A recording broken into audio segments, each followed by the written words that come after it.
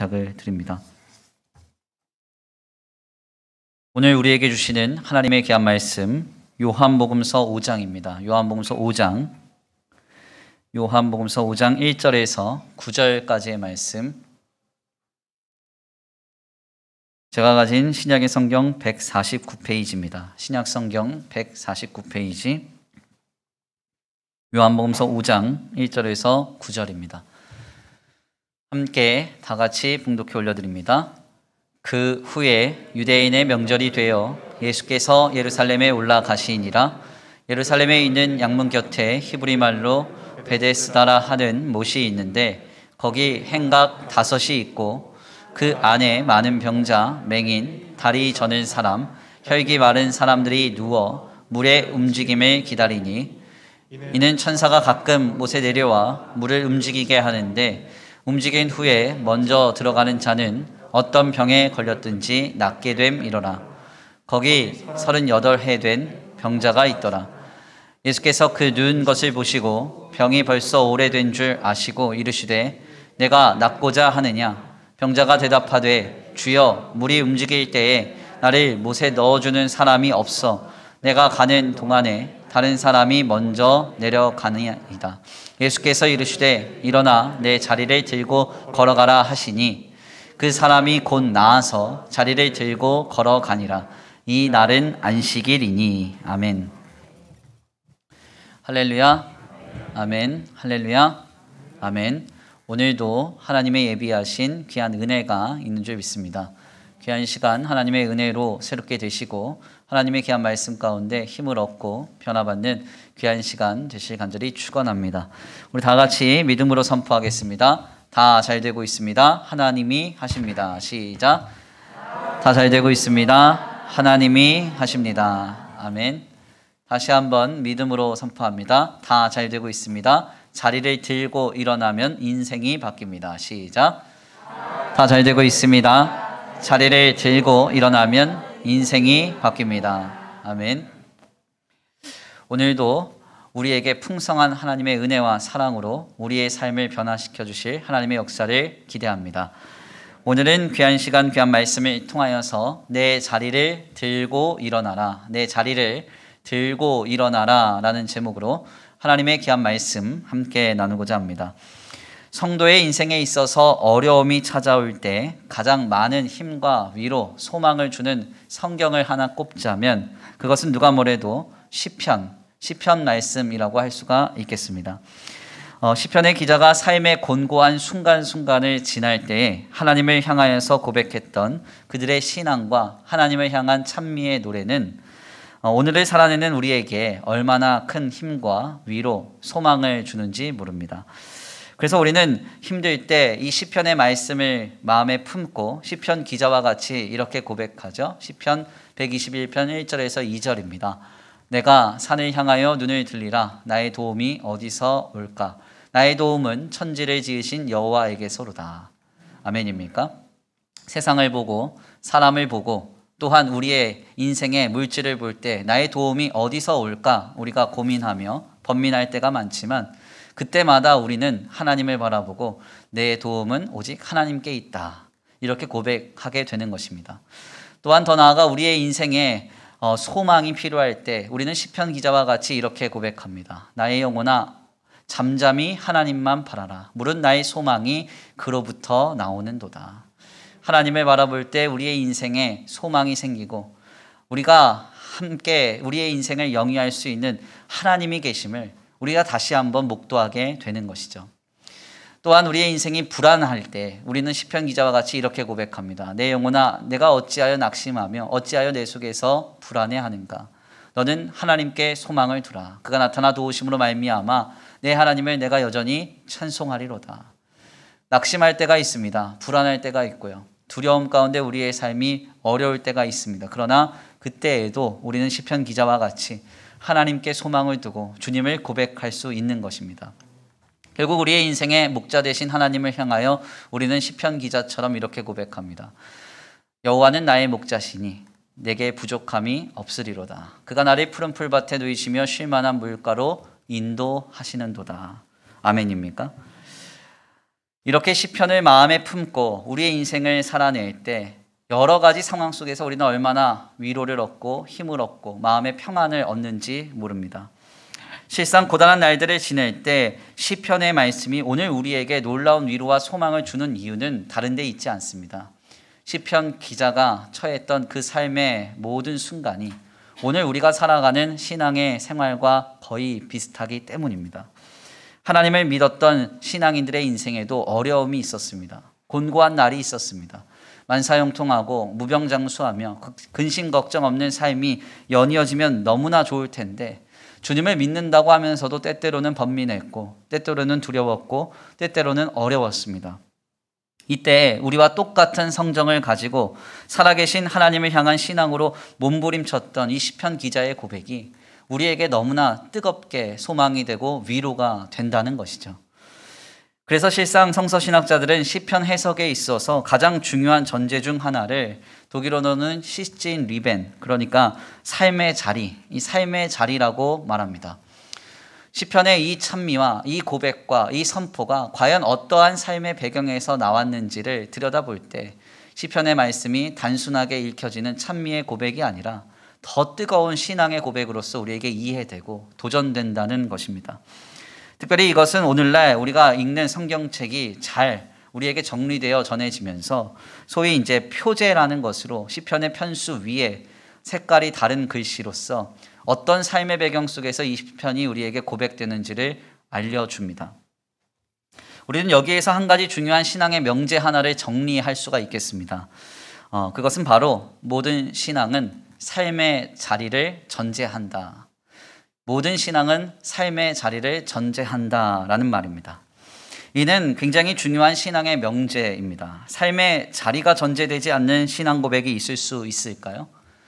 그럴 수 없습니다. 삶의 자리가 전제되지 않는 신앙 고백은 있을 수가 없습니다. 왜 모세와 미리암이요 하나님을 향하여 그토록 아름다운 찬미의 고백과 신앙의 고백을 우리에게 전해주겠습니까? 그 이유는 간단하죠. 앞에는 홍해고 뒤에는 애국 군대가 따라오는 그 상황 속에서 앞에 있는 바다를 가르시고 마른 땅을 걷게 하시며 뒤에 따라오는 애국 군대를 수장케 하시는 하나님의 기적의 역사를 경험했던 모세와 미리암이 뜨겁게 주님을 향하여서 찬미하며 신앙을 고백하는 것입니다. 모세의 노래는 이렇게 우리에게 전해집니다. 여호와는 나의 힘이요 노래이시며 나의 구원이시로다. 그는 나의 하나님이시니 내가 그를 찬송할 것이요 내 아버지의 하나님이시니 내가 그를 높이리로다. 아멘입니까? 아마도 신앙생활을 조금 하신 분들은 이 고백을 너무나 많이 들어보셨을 것입니다. 여호와는 나의 힘이요 나의 노래시요 나의 구원이시로다.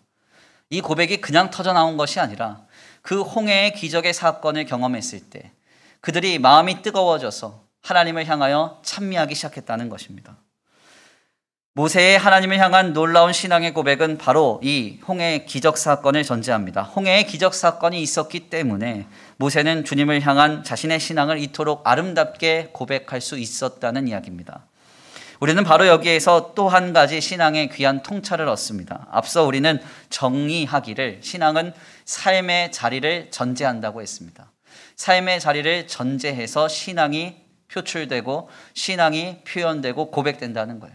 하나님의 은혜를 경험할 때 우리는 주님의 은혜를 고백합니다. 주님의 기적과 같은 응답을 경험할 때 우리는 하나님 안에서 우리 하나님이 살아계시며 하나님은 하나님 되신다고 고백합니다. 하나님이 특별한 은혜로 나를 귀하게 들어 사용하실 때 우리는 주님의 사랑을 고백할 것입니다. 이렇게 하나님의 역사의 자리, 은혜의 자리, 그리고 기적과 응답의 자리에서 우리는 신앙을 고백합니다.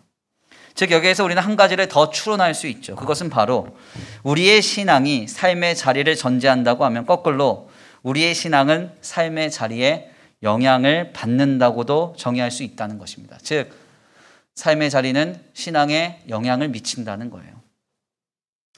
이는 굉장히 중요한 깨달음입니다. 우리가 살아가고 있는 모든 삶의 자리, 우리가 지나쳐온 모든 삶의 자리는 지금 우리의 신앙에 영향을 미치고 있습니다. 어떤 일을 경험하고 있습니까? 어떤 일을 경험했습니까? 더 나아가서 지금 나는 어떤 삶의 자리에 서 있습니까? 이것이 내가 지금 고백하고 내가 지금 표현하고 내가 지금 감당하는 신앙에 깊은 영향을 미치고 있다는 거예요. 그래서 우리 하나님께서 하신 아름다운 일들 중에서 특별히 하나님의 사람들에게 하신 일들 중 하나는 바로 그들의 삶의 자리를 옮기시는 일이었습니다. 믿음의 조상 아브라함이 본래 머물던 곳이 어디였죠? 갈대아 우르라는 곳이었어요. 아브라함 당시의 사회는 고대 사회로 시족 공동체였습니다. 주님은 갈대아 우르에 있었던 아브라함을 꺼내셔서 하나님의 약속의 땅 가나안으로 그를 옮기십니다. 도대체 왜 옮기셨는가? 갈대아 우르라는 지역이요, 우상 숭배가 만연했던 곳이에요. 하물며 그곳에서 이 아브라함의 아버지는 우상 장수로 살았다고 성경에선 기록되지 않지만 유대인의 탈무드를 보면 여기에 그 내용이 기록되어 있습니다. 특별히 유대인의 탈무드를 좀 들여다보면 이런 이야기 하나가 우리에게 전해져요. 그게 뭐냐면 어느 날 아브라함이 그의 아버지 데라에게 막 항의를 한 겁니다. 아니 아버지 왜 저 죽은 우상을 살아있는 것처럼 판매합니까? 그러면서 막 항의를 합니다. 그랬더니 아브라함의 아버지 데라가 막 혼내요. 아브라함을. 뭐라고 혼내냐면 아니 왜 우상이 죽었다고 하느냐, 저거 살아있는 거야, 믿을 만한 거야, 이러면서 막 훈계를 합니다. 화가 많이 난 아브라함이 그날 밤에 모두가 잠들었을 때 아버지가 우상을 판매하는 곳에 가서 그 우상의 목을 다 잘라버립니다. 믿으려면 이렇게 화끈하게, 네, 왜 이렇게 저를 그렇게 불꽃 같은 눈으로 그러니까 확실하게 이렇게 잘라버렸어요. 다 자르고 난 다음에 다음날 아침이 딱 됐더니 아브라함의 아버지 데라가 이제 아브라함이 한 짓이라고 생각해서 불러다 혼을 낸 거죠. 이거 네가 한 거지. 분명히 네가 한 거야. 어제 나랑 다투고 화가 나서 이런 일을 했지. 그때 이제 이 아브라함이 천연덕스럽게 어떤 얘기를 하냐면 아버지 내가 한 게 아니라 내가 간밤에 나와서 보니까 우상들이 살아나서 서로 다투다가 저기 목이 다 떨어졌다. 이렇게 얘기를 합니다. 이 이야기를 데라가 믿었겠어요? 안 믿었겠어요? 안 믿죠. 무슨 그런 말도 안 되는 얘기를 하느냐. 저 우상이 어떻게 살아가지고 서로 다투다가 목이 떨어질 수 있느냐. 이렇게 얘기를 합니다. 그때 아브라함이 아버지를 혼내면서 뭐라고 얘기하냐면 그것 보십시오. 아버지도 믿지 않는 우상을 왜 살았다고 남들한테 판매합니까? 그렇게 얘기했다는 이야기가 성경에 나오는 건 아니고 유대인의 탈무드라고 하는 이 책의 일부분에 아브라함의 이야기로 전해집니다. 무슨 말씀을 드리려고 하는가 하냐면 아브라함이 지냈던 삶의 자리가 이런 환경이었다는 거예요. 우상이 팽배하고 우상을 신앙하지 않으면 바보가 되고 무지한 자가 되는 그런 환경. 그 환경 속에 놓여져 있는 아브라함을 주님은 건지셨습니다. 어떻게 건지셨어요? 창세기서 12장 1절이죠. 여호와께서 아브라함에게 이르시되 너는 너의 고향과 친척과 아버지의 집을 떠나 내가 내게 보여줄 땅으로 가라. 아멘입니까? 너의 본토 아비 친척집을 떠나라. 주님 말씀하세요. 아브라함 당시, 그러니까 적어도 기원전 1800여 년 전쯤, 그때 당시의 사회는 철저한 시족 공동체의 사회입니다. 시족 공동체를 떠난다는 것은 자살 행위와 같아요. 주님은 그런데 이걸 요청하시는 것이죠. 왜? 거기서는 여호와 하나님 한 분만을 온전히 신앙할 수 없기 때문에, 주님만을 향한 신앙을 분명하게 지켜갈 수 없기 때문에 주님은 거기서 그를 건져내시는 것입니다. 그리고서는 약속의 땅 가나안에서 이방인으로서 살면서 하나님만을 신앙할 수 있는 믿음의 바탕을 이루시는 것이죠. 이는 신약 시대에 이르러서 예수님의 모습에서도 동일하게 확인이 됩니다. 주님이 12제자를 부르실 때 주님이 그들에게 가장 먼저 하셨던 일은 너는 나를 따르라 라고 하는 것이었어요. 네 손에 쥔 것을 쥐고 너의 삶의 자리를 내버려 두고 나를 따르라. 주님 그렇게 말씀하십니다. 하물며 아버지의 장사를 지내고 예수님을 따르겠다고 하는 제자에게 말씀하시기를 뭐라고 말씀하시느냐. 죽은 자는 죽은 자로 하여금 장사 지내게 하고 너는 나를 따르라. 이 말씀에 예수님의 제자들은 그물을 버려두고 배를 버려두고 가족들을 버려두고 예수님을 따랐다고 했습니다. 여기서 중요한 핵심은 버렸다는 게 중요한 게 아닙니다. 그들의 삶의 자리가 바뀌었다는 게 중요한 거예요. 예수를 그리스도로 온전히 신앙할 수 없었던 그 자리를 버려두고 주님만을 믿고 온전히 신앙하는 자리로서 그들이 삶을 새롭게 결단한 것입니다. 이것이 상당히 중요한 고찰입니다. 우리의 신앙은 삶의 자리를 전제합니다. 그렇기 때문에 우리의 삶의 자리는 신앙에 지대한 영향을 미친다는 거예요. 우리는 종종 우리가 믿는 신앙이란 환경과 조건과 상황을 초월하여 믿는 믿음이라고 생각합니다.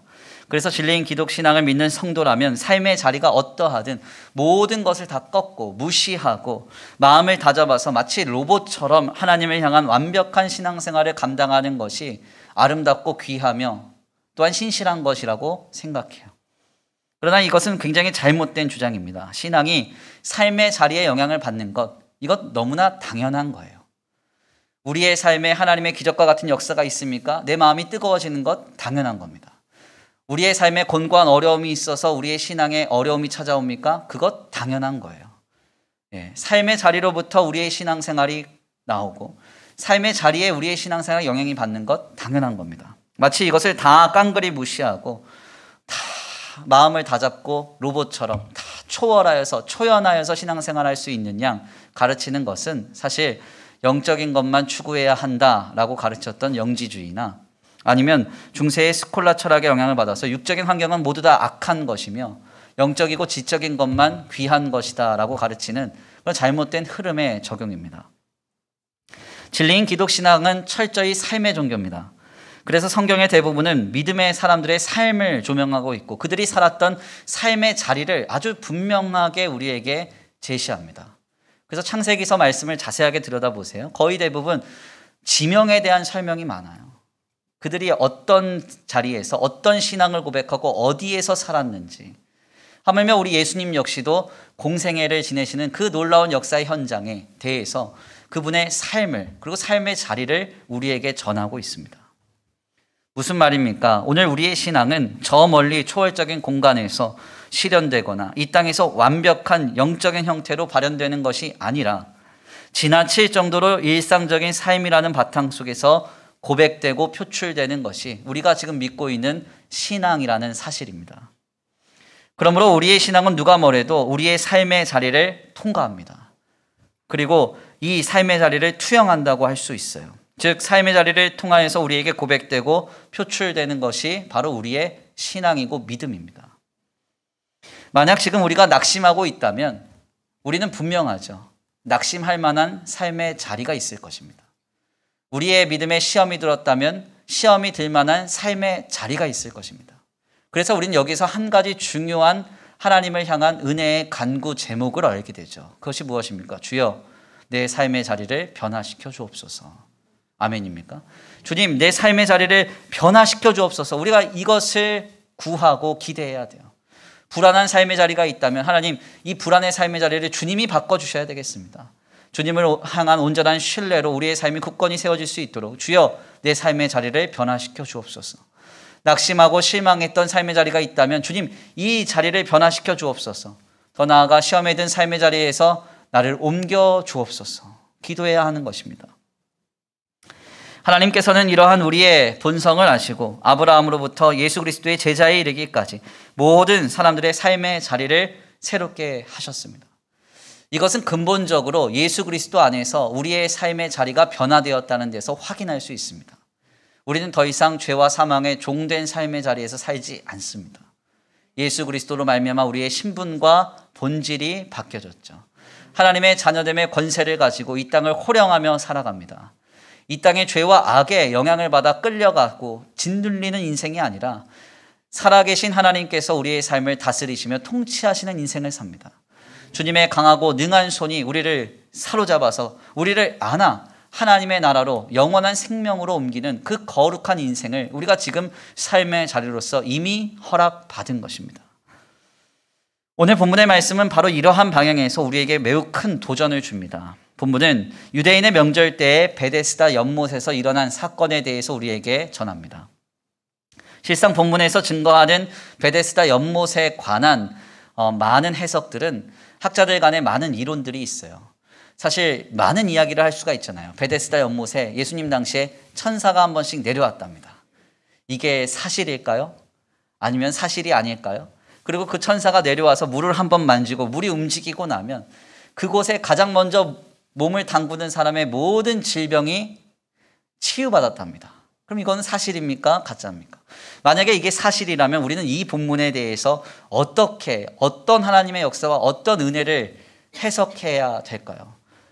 학자들 간에 이 내용이 너무 혼란스럽기 때문에 많은 이견이 있습니다. 그러나 여기서 중요한 점은 오늘 요한복음서를 통해서 이 베데스다 연못 사건을 통해서 우리에게 말씀하시고자 하는 주님의 메시지가 베데스다에서 연못에 천사가 내려왔다, 이 말이 아니에요. 그렇죠?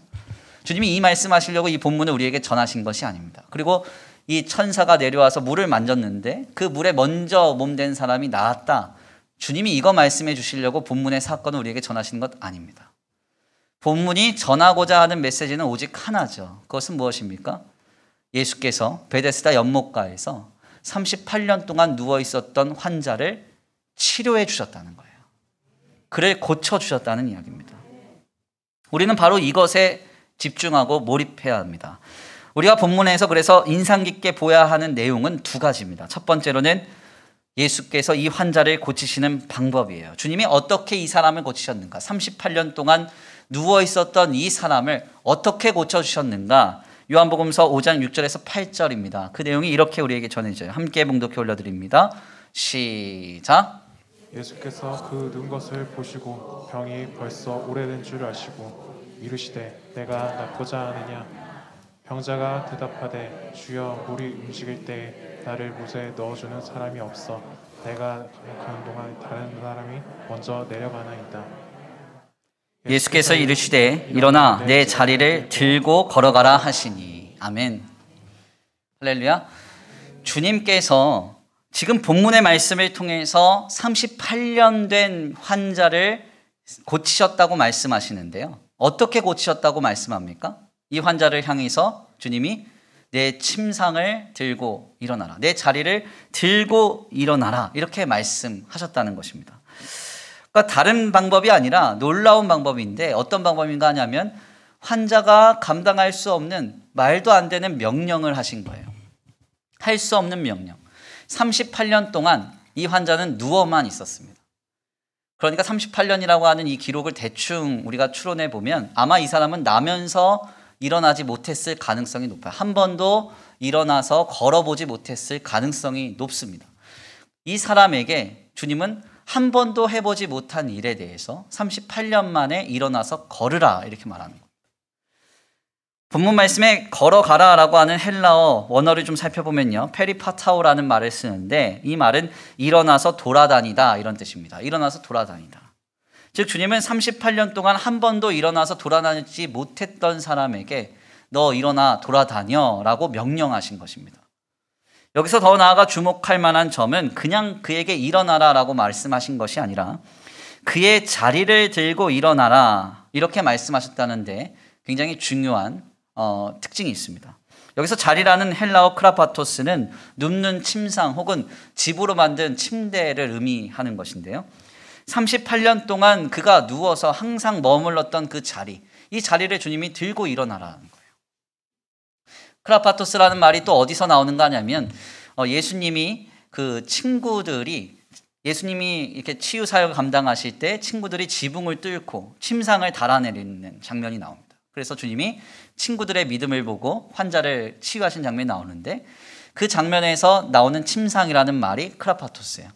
그러니까 이 오늘 본문 말씀에 이 38년 동안 누워 있었던 이 사람은 어떤 사람인가 하냐면 한 번도 일어나 보지 못하고 항상 그 베데스다 연못가에서 내가 저기 들어가면 산대, 내가 저기 들어가면 치유받는데 이러면서 누워 있었던 사람에게 일어나서 네가 머물렀던 그 침상을 들고 걸어가라, 이렇게 주님 말씀하신 것입니다. 도저히 이해가 되지 않는 말이었고 도저히 감당할 수 없는 명령이었는데요. 놀라운 점은 이 말 직후에 일어난 역사입니다. 9절의 증언입니다. 함께 다 같이 봉독해 올려드립니다. 9절 시작. 그 사람이 곧 나아서 자리를 들고 걸어가니라. 이날은 안식일이니. 아멘. 9절 말씀을 보니까요, 주님이 도저히 이해가 되지 않는, 할 수 없는 명령을 이 사람에게 하셨고 이 환자는 그 말을 들었을 때 회복되어 나았다고 했습니다. 우리가 이 본문의 내용을 좀 잘 들여다보면 주님이 원하셨던 것은 분명해요. 뭐냐면 이 환자를 고치시길 원하셨습니다. 아멘입니까? 주님은 베데스다 연못가에서 내가 저기 들어가면 살 수 있지, 회복되지, 치유받지 하면서 누워 있었던 그 사람을 고쳐주시길 원했어요. 그런데 이 본문에서 너무나 특별한 점은 그냥 고치신 것뿐 아니라 주님께서 그가 머물렀던 자리를 들고 일어나라. 즉 그 자리를 치워버려라 라고 말씀하셨다는데 굉장히 중요한 의미가 있습니다. 우리는 본문에서 38년 동안 일어나지 못하는 환자를 치유하셨을 때 주님이 보고 계신 한 가지 그 자리를 보게 됩니다. 그것은 바로 38년 동안 환자가 누워 있었던 자리였습니다. 주님은 이것을 보고 계셨어요. 그래서 주님은 이 환자를 치료하셨을 때 그를 통하여 가장 먼저 요청하세요. 뭐라고 말하는가? 네가 머물렀던 자리를 들고 걸어가라. 즉 그 자리를 치워버려라. 주님 말씀하신 것입니다. 도대체 이것이 어떤 의미가 있길래 주님은 38년 동안 누워 있었던 사람을 치료하시면서 이 자리를 빨리 치우라고 말씀하셨던 것일까요? 대체 본문 말씀에서 증언된 38년 동안 누워 있었던 이 사람에게 이 자리는 어떤 의미입니까? 그에게 이 자리는요, 늘 베데스다 연못에 빨리 들어가서 치료를 받고 싶어도 늘 뒤집어서 치료를 받지 못하고 누워서 치료받는 사람만 동경하고 수십 년째 부러워하며 낙심하고 절망했던 자리였을 것입니다. 한번 생각을 해보십시오. 내 눈앞에서 누군가 연못에 들어가서 치료를 받습니다. 내가 저기 들어가기만 하면 치료를 받을 수 있는데 내가 병이 들어서 거기에 가지 못해요. 누워만 있습니다. 그 현장 속에서 수십 년째 누워있는 이 사람에게 그 자리는 어떤 의미예요? 실패의 자리고 실망의 자리고 낙심의 자리며 좌절의 자리였을 것입니다. 주님은 바로 이 자리를 주목해 보셨습니다. 그래서 이 사람을 치료하셨을 때 가장 먼저 그에게 말씀하시는 것이죠. 침상을 들고 걸어가라. 침상을 치워버리라는 것입니다. 38년은 결코 짧은 세월이 아닙니다. 우리나라도 일제강점기 35년을 지냈다고 했잖아요. 일제강점기가 지나갔을 때 얼마나 많은 일제의 잔재가 남아서 우리가 아직까지도 고민하지 않습니까? 그래서 주유소 같은 데 가도 기름 만땅 넣어주세요. 예. 저만 그러나요? 예. 그리고 가끔 뭐 이렇게 어디 갈 때 핸들 이빠이 꺾고 뭐 이러지 않습니까? 근데 우리 모르잖아요. 우리가 나도 모르는 사이에 이제 우리 일제 그 문화가 있는데 이 38년이라는 이 세월을 문자로 읽으니까 그냥 그러려니 하는데 이게 엄청난 세월이에요. 한 세대가 넘는 세월인데 이 사람은 여기에 누워서 하늘만 보고 원망하고 있는 거예요. 남들이 치료받았다 소리 지를 때 그곳을 돌아보면서 동경하고 있는 거예요. 잘 됐다 할 때 나도 저렇게 하고 싶다 부러워하고만 있는 겁니다. 바로 그 자리를 주님이 먼저 치워버려야 된다 이렇게 말씀하고 있는 것입니다. 다시 한번 본문을 읽어보겠습니다. 8절과 9절입니다. 함께 봉독합니다. 시작. 예수께서 이르시되 일어나 내 자리를 들고 걸어가라 하시니 그 사람이 곧 나아서 자리를 들고 걸어가니라. 이날은 안식일이니. 아멘. 우리 주님이 말씀하셨어요. 네가 낫고자 하느냐? 내 자리를 들고 걸어가라. 네 자리를 들고 걸어가라. 아멘입니까? 오늘 본문의 말씀은 그래서 우리에게 굉장히 중요한 신앙의 교훈을 주는 거예요. 우리도 예수 그리스도 안에서 하나님의 구원이 완성된 새로운 삶의 자리를 은혜로 얻었습니다. 이제 우리의 삶은 우리 스스로가 개척하고 우리 스스로가 억척스럽게 세워가는 삶이 아닙니다. 마치 모세가 고백한 것과 같이 하나님이 우리를 안으시고 하나님의 강하고 능한 팔 안에서 우리를 다스리시며 우리를 통치하시며 우리를 인도하시고 보호하시고 공급하시는 새 삶을 얻게 된 것이죠. 그래서 우리의 삶의 결국은 죽음이 아니라 영원한 생명으로 향하는 삶으로 우리의 삶의 자리가 새롭게 된 것입니다. 그런데 우리는 여전히 우리가 지난날 동경했던 그 삶의 자리를 끌어안고 내가 상처받고 아파하며 실패했던 삶의 자리를 끌어안고 살아갈 때가 많다는 거예요. 하나님께서 예수 안에서 우리의 삶을 새롭게 시작하셨음에도 불구하고 그 새로운 삶의 자리를 은혜로 누리며 살아가기보다는 이전에 살았던 삶의 자리, 누구나 다 동경하고 누구나 다 부러워하며 누구나 다 많은 것을 이루고 있는 현장 속에서 내가 상처받았던 그 삶의 자리를 그대로 지니고 살아갈 때가 많다는 것이죠. 주님은 오늘 귀한 말씀을 통해서 우리에게 말씀합니다. 내 자리를 들고 일어나라. 빨리 그 자리를 치워버리고 하나님이 치유하시는 새로운 역사의 삶의 방향을 설정하라는 것입니다. 살아계신 하나님이 우리의 아버지가 되시는데 우리가 무엇이 불안하겠어요? 주님이 함께 하시는데 무엇이 두렵겠습니까? 세상 끝날까지 나와 함께 하신다고 하는 하나님께서 나와 지금 여전히 함께하고 계신다면 우리는 지금 지난날 아파하고 상처하며 부러워하고 낙심했던 그런 모든 삶의 자리를 뒤로하고 오늘 나와 함께 하시는 주님과 함께 오늘을 믿음으로 살아가야 할 줄 믿습니다. 실패의 기억, 좌절과 상처의 기억, 이것은 때때로 심리학적으로 컴플렉스, 열등감이나 트라우마, 깊은 상처의 잔상을 남겨요. 그래서 은혜를 받고 믿음으로 충만했다고 하지만 이 아픔과 상처의 지난날의 삶의 자리를 치워버리지 않은 사람들은 그 상처 한번 탁 건드리면 죄송합니다. 난리가 납니다. 난리가 나요. 교회 안에서는 아주 은혜로운 권사님이에요. 그렇게 기도 많이, 권사님 너무 많이 하면 혼나요. 죄송해요. 은혜 많은 뭐 집사님이에요. 아니면 목사님들도 마찬가지예요. 네. 그분들이 이제 삶이 세워져서 많은 걸 성취하고 많은 것을 이미 이루고 있었어도 지난날 너무 상처받았던 그 삶의 자리를 여전히 끌어안고 있으면 그거 해결하지 못합니다. 그래서 돈 때문에 상처 많이 받으신 분들은 돈에 굉장히 예민해요. 사람 때문에 상처받으신 분들은 사람을 믿질 못해요. 네. 이런 것들 그냥 끌어안고 사는 거예요. 신앙 공동체 안에서 그래서 우리가 직분을 받고 믿음으로 하나님만 바라본다고 하는데 이 상처가 해결되지 않으니까 누군가 지나가다가 툭 건드리면 그것 때문에 와장창 무너지는 그런 모습을 우리가 보게 되는 것입니다. 왜 이런 일이 생깁니까? 이런 일이 생기는 이유는 간단해요. 지난날 그 내가 살아 지나갔던 그 삶의 자리를 하나님 앞에서 치워버리지 못했기 때문에 그래요. 주님은 일어나서 내가 오늘 내게 주는 은혜로 새로운 삶으로 나아가라. 아멘입니까? 자리를 들고 일어나 걸어가라. 자리를 치워버리고 새로운 삶으로 가라. 주님 말씀하시는데 그러지 못하는 것이죠. 여전히 지난날 죄와 사망의 권세 아래에 있었던 그 자리를 안고 살아갑니다. 실패와 좌절, 실망과 아픔의 자리를 그대로 가지고 그 기억을 지니고 세상을 동경하며 세속적인 가치를 부러워했던 그때를 지니고 그냥 여전히 살아가는 것입니다. 그러니 어떻게 됩니까? 하나님의 자녀가 되었다고 하는데도 자유가 없고 주님의 백성이 되었다고 하는데 평강이 없는 거예요. 여전히 쫓기듯이 살아가고 여전히 지난날 아픔과 상처에 짓눌리듯이 살아가고 내가 예민하게 여기는 삶의 자리가 있다고 한다면 누가 그 건드리기만 하면 모든 직분, 신앙 다 내려놓고 불신앙으로 치닫는 그런 안타까운 결과가 있는 것입니다.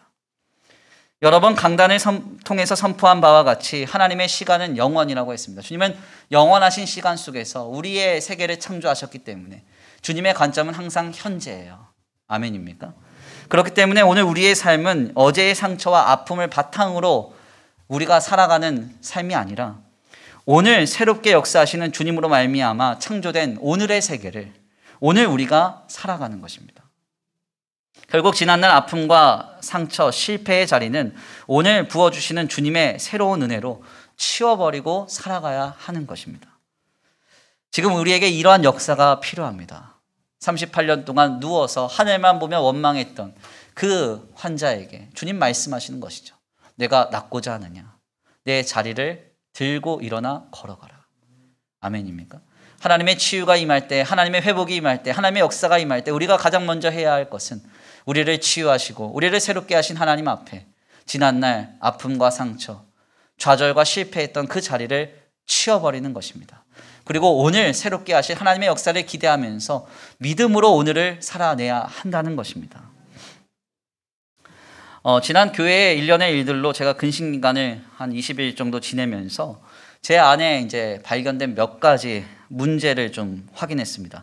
그 중에 가장 놀라웠던 한 가지가 있어요. 그게 뭐냐면 제가 사실 강단에서 그런 얘기를 많이 하거든요. 이제 교회가 뭐 이렇게 부흥하고 성장한 뒤에도 이제 교회가 또다시 혹시 어려워지면 저는 다시 시작한다고 생각하면 된다. 그래서 2012년도에 우리 재직회 인원이 한 14명 정도 되셨을 때 그때 인원으로 돌아가서 목회한다고 생각하면 아주 편안하다고 자유하다고 이런 얘기를 강단에서 종종 했는데 제가 이제 근신기간을 지내면서 막 기도를 하는데 주님께서 저 안에 깨닫게 하신 그 모습이 하나 뭔가 하냐면 제가 열심히 사역했던 이유, 정말 피땀 흘려서 막 사역을 열심히 냈던 이유, 그 근본적인 이유 중 하나가 2012년으로 돌아가고 싶지 않기 때문이라는 거예요. 네. 너무 솔직한 고백이에요. 그게 확인이 된 거예요. 그러니까 막 우리 권사님, 저를 사랑하신 우리 성도님들이 막 목사님 너무 그렇게 열심히 안 하셔도 됩니다. 하는데도 왜 열심히 냈느냐? 그때로 돌아가고 싶지 않아요. 절대. 이런 마음이 있는 거예요. 혹시나 그래서 내가 조금 덜 열심히 하면 그때로 돌아가지 않을까. 그때 힘들었을 때 그때로 돌아가지 않을까. 이 마음이 그냥 저를 짓누르는 거죠. 그러다 보니까 막 남들 볼 때는 열심히 하고 뭐 최선을 다하고 청년 공동체랑도 열심히 해서 막 부흥하고 성장하지만 제 안에는 기쁨이 없는 거죠. 저를 살리는 사역이 아닌 거예요. 말로는 하나님의 나라와 영혼 구령의 사명 때문이라고 했지만 내면 깊숙한 곳을 보니까 그 힘들었던 때로 돌아가고 싶지 않다. 이 마음이 근본 바탕에 있는 것입니다. 주님은 이런 제게 근신기간 중에 더할 수 없는 은혜와 공급을 주셨어요. 근신기간이었음에도 불구하고 더할 수 없는 은혜가 있었고 차고 흔들어 넘치는 그런 어떤 공급이 있었고 하나님의 복이 있었습니다. 이러한 시기를 제가 기도하면서 지내면서 주님이 저한테 감동 주셨던 메시지는 이것이었어요. 다 치워버리고 다시 나랑 새롭게 시작하자. 아멘입니까? 지난날에 아픔의 자리가 있습니다. 아픔의 자리가 없는 사람이 누가 있어요? 상처의 자리가 있습니다. 상처의 자리가 없었던 사람이 어디 있습니까? 각종 열등감과 불안함의 자리가 있을 수 있습니다. 그러나 우리가 살아계신 예수 그리스도를 만났다고 하면, 아멘입니까? 그 하나님이 나의 하나님이 되신다고 하면 그 하나님으로 인하여서 우리는 지금 오늘 우리를 새롭게 하시는 주님의 은혜를 힘입어서 다시 한번 삶을 새롭게 세워갈 수 있습니다. 하나님의 은혜로 주님의 사랑으로 치유받아서 새롭게 시작해야 됩니다. 오늘 이 주님의 음성이 우리에게 들려줘야 돼요. 네가 낫고자 하느냐? 네가 낫고자 하느냐? 내 자리를 들고 일어나 걸어가라. 네 자리를 치워버려라. 늘 하늘만 보면서 원망했던 자리, 누군가를 바라보고 어떤 세상을 바라보면서 동경했던 그 자리 치워버리고 나와 함께 걸어가자 말씀하시는 주님의 음성을 듣게 되시기를 간절히 축원합니다. 삶의 자리에서 우리의 신앙이 고백된다고 했습니다. 그러므로 삶의 자리를 새롭게 하지 않는다면 우리의 신앙은 바르고 건전하게 설 수 없습니다. 여전히 상처의 자리에 머물러 계신 분 있습니까? 아픔과 실패와 좌절의 자리에 머물러 계신 분 있습니까? 그 자리를 치워버리십시오. 주님이 놀랍도록 우리의 삶을 새롭게 하실 것입니다. 네가 낫고자 하느냐? 내 자리를 들고 일어나라. 네가 낫고자 하느냐? 네 자리를 들고 일어나라. 네가 낫고자 한다면 네 자리를 치워버려라 말씀하시는 주님의 음성을 이 시간 듣고 이 예배 가운데 그 주님으로 인하여 우리의 영과 육과 혼이 새롭게 되는 그 놀라운 역사가 있게 되길 간절히 축원합니다. 우리 이 시간 귀한 말씀 붙들고 함께 기도하겠습니다. 다 같이 신앙으로 고백합니다. 찬양의 가사를 생각하시면서 고백하시겠는데요. 왜 나만 겪는 고난이냐고 불평하지 마세요. 주님은 지금도 일하고 계시고 우리와 함께하고 계십니다. 하나님, 어렵고 힘들었던 삶의 현장이 있고 그것이 내 안에 깊이 남아 아픔과 상처로 좌절과 실패로 내 신앙과 내 삶에 영향을 주고 있으나 하나님 이제는 이것에서부터 해방받는 역사가 있게 되기를 원합니다. 네가 낫고자 하느냐? 네 자리를 들고 일어나라. 일어나 자리를 치워버리고 이제 나와 함께 새로운 삶을 은혜로 살아가자 말씀하시는 주님의 그 음성 듣기를 원합니다. 이 시간 다 같이 귀한 말씀 붙들고 주여 한번 부르시고 통성으로 기도하겠습니다. 먼저 찬양으로 결단합니다.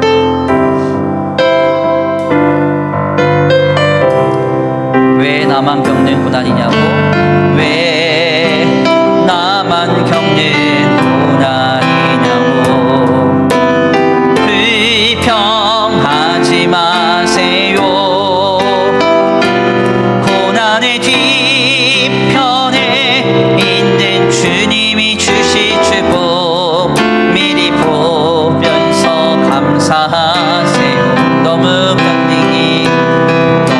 견디기 힘든 지금 이 순간에도 주님이 일하고 계시잖아요.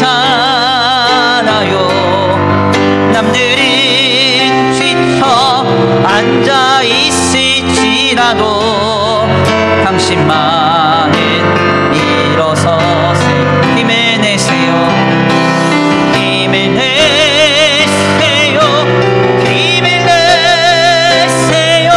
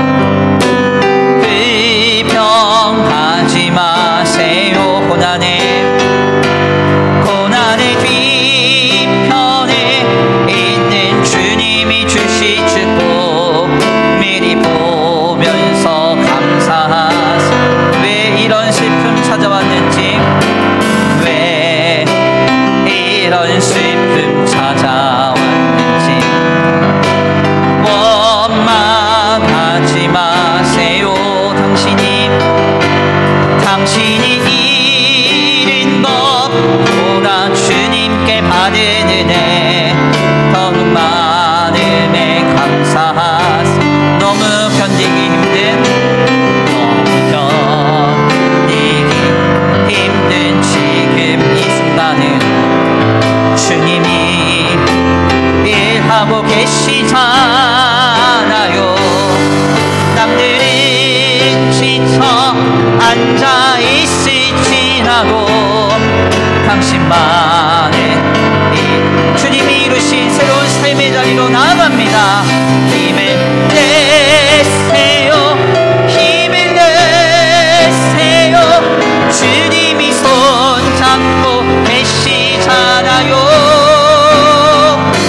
주님이 나와 함께함을 믿는다면 어떤 역경도 이길 수 있잖아요. 힘을 내세요.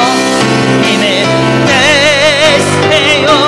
힘을 내세요. 주님이 손잡고 계시잖아요. 주님이 나와 함께함을 믿는다면 어떤 고난도 견딜 수. 마지막으로 고백합니다. 힘을 내세요. 힘을 내세요. 힘을 내세요. 주님이 손잡고 계시잖아요. 주님이 나와 함께함을 믿는다면 어떤 고난도 견딜 수 있잖아요. 아멘. 우리 이 시간 함께 기도하기 원합니다. 하나님, 그렇습니다. 하나님, 여전히 내 삶을 짓누르고 있는 삶의 자리는 무엇입니까? 하나님은 온전히 신앙하며 믿음으로 나아가기에 내 앞에 장애물처럼 자리 잡고 있는 좌절의 기억, 상처의 경험, 아픔의 삶의 자리, 그것은 무엇입니까? 이제 예수 그리스도 안에서 하나님이 나의 아버지가 되셨고 그 하나님께서 내 삶을 통치하시며 다스리고 계시니 이제 그 삶의 자리를 치워버리고 하나님과 동행하는 삶으로, 오늘을 살아가게 하시는 주님의 은혜를 힘입는 삶으로 새로이 나아가기를 원합니다.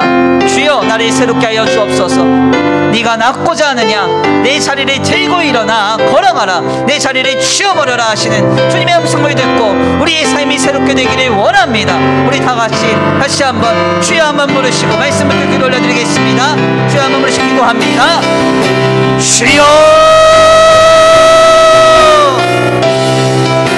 사랑과 은혜가 많으신 하나님, 감사합니다. 오늘 귀한 시간, 귀한 자리로 주님 앞에 나와 하나님의 귀한 말씀 선곡해 하시니 감사합니다. 하나님, 그렇습니다. 하나님, 그렇습니다. 주님 우리에게 말씀하고 계십니다. 네가 낫고자 하느냐, 하늘만 바라보며 원망했던 자리, 남들이 바라보면서 부러워했던 자리, 상처받고 아파하며 실패했던 그 자리를 들고 일어나라, 들고 일어나라 말씀하십니다. 하나님, 우리가 예수 안에서 새로운 삶을 허락받았음을 믿는다 하면서도 이전의 삶의 아버지 경험으로 인해서, 아버지 예전의 상처의 자리로 인해서 우리가 여전히 낙담하며 실망하며 짓눌려 살아가고 있다면 이산 우리의 신앙과 삶이 새롭게 되어지는 역사가 있게 되기를 원합니다. 주여, 나를 치유하여 주옵소서. 나를 치유하여 주옵소서. 나를 새롭게 하여 주옵소서.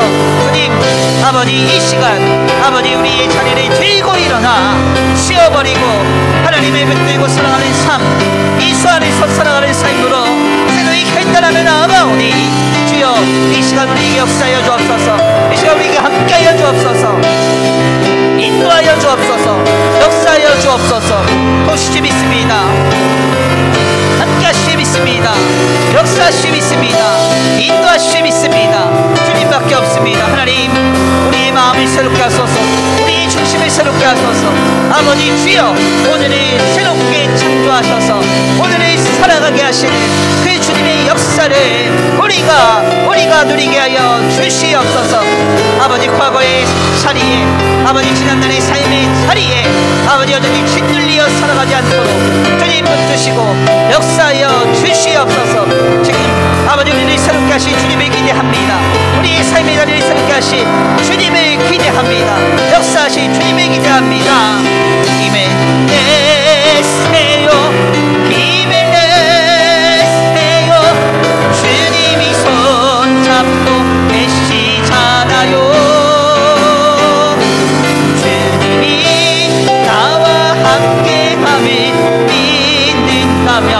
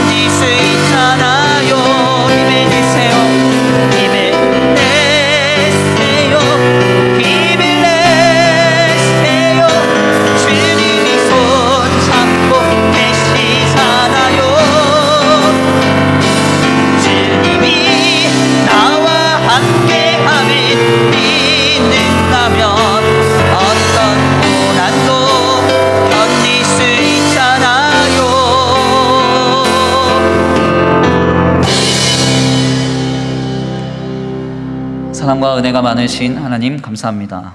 오늘 귀한 시간, 귀한 자리로 주님 앞에 나와 하나님의 귀한 말씀 상고케 하시니 감사합니다. 38년 동안 하늘만 바라보며 원망하고 남들을 바라보며 동경하며 늘 낙심하고 실패하고 좌절했던 그 자리를 치워버리라고 하시는 주님의 말씀을 듣고 일어나 걷고 치유된 이 환자의 기적이 오늘 우리의 기적이 되기를 원합니다. 하나님께서 이미 예수 그리스도를 통하여 우리의 삶의 본질과 본성을 다 바꾸시고 삶의 자리를 하나님의 생명으로 가득 채우신 줄 믿사오니 이제 우리가 뒤를 돌아보지 아니하고 이전의 삶에 짓눌리어 살아가지 않게 하여 주시옵소서.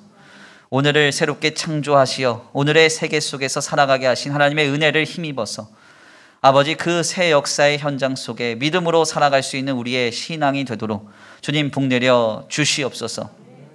간절히 원하옵기는 하나님 코로나로 인해서 곤고한 나날들을 지내며 이런저런 모양으로 마음이 헝클어지고 어려운 우리 성도들에게 주님 위로하여 주시옵시되 사랑하는 자야 나와 함께 가자 하시는 주님의 음성을 듣고 그 음성 가운데 믿음으로 설 수 있는 아버지 우리 귀한 성도들 되게 하여 주시옵시고 지난날의 삶 속에서 우리가 상처를 받든지 아파하든지 어떤 어려움과 실패와 좌절이 있었든지 간에 이제 그것을 다 주님께 내어 맡기고 새로이 주님과 함께 살아가는 거룩한 삶을 결단할 수 있도록 우리 성도들 모두에게 복내려 주시옵소서. 오늘도 귀한 예배 가운데 나와 주님 앞에 예배하고 돌아가는 거룩한 발걸음과 각 처소 위에 복의 복을 더하여 주시옵시고 주님께서 한 주간의 삶도 눈과 같이 지켜보아여 주시옵시되 세상과 사람들 물질을 바라보며 부러워하거나 하나님 아버지 뒤를 돌아보며 늘 후회하고 한탄하고 원망하며 살아가는 한 주간이 되지 않게 하시고 하루하루의 삶을 새롭게 창조하셔서 오늘의 새 은혜로 우리를 이끌어 가시는 주님과 함께 믿음으로 승리할 수 있는 거룩하고 복된 한 주간의 삶이 되도록 주님 복내려 주시옵소서. 이 시간 주님 앞에 귀한 예물 올려드립니다. 이 예물이 쓰여지는 곳곳마다 영혼과 생명이 살아나게 하시고 하나님의 나라와 주님의 복음을 위하여 쓰임받는 거룩한 예물 되게 하여 주시옵시되 하나님 드려진 손길 위에 복의 복을 더하여 주셔서 하늘의 신령한 복과 땅의 기름진 복으로 주님 공급하여 주시고 하늘의 문을 여시사 하나님 이삭이 그랄 땅에서 100배의 결실 얻었던 복과 은혜와 공급이 더하여지는 귀한 가정과 생업이 되게 하여 주시옵소서. 도우시고 인도하시며 함께 하실 줄 믿고 감사함을 올려드리오며 사랑과 은혜가 많으신 우리 구주 예수 그리스도의 이름으로 감사하며 기도 올려드립니다. 아멘. 이제는 우리 주 예수 그리스도의 은혜와 성부 하나님의 극진하신 사랑하심과 성령 하나님의 내주 교통하심이 내가 낫기를 원하느냐 내 자리를 들고 일어나 걸어가라 말씀하시는 주님의 말씀을 따라 이전에 모든 삶의 자리를 다 주님 앞에 내어놓고 주님과 함께 동행하는 거룩한 삶을 결단하는 모든 성도들 머리 위에 이제로부터 영원토록 함께 있을지어다. 아멘.